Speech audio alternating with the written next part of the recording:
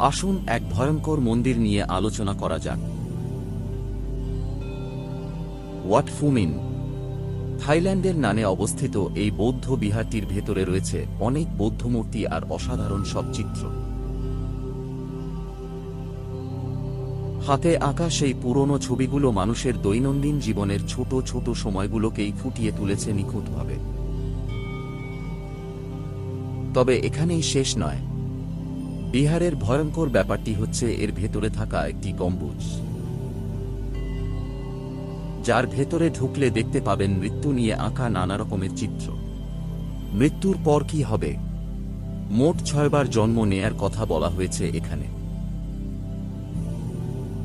রয়েছে জীবন্ত গরম পানিতে ডোবানো, গরম তেলে চোবানো, পাখি দ্বারা গাছের সঙ্গে বাঁধা এক মহিলার মাথার মাংস ঠুকরে ঠুকরে খাওয়ার চিত্রসহ আরও অনেক চিত্র।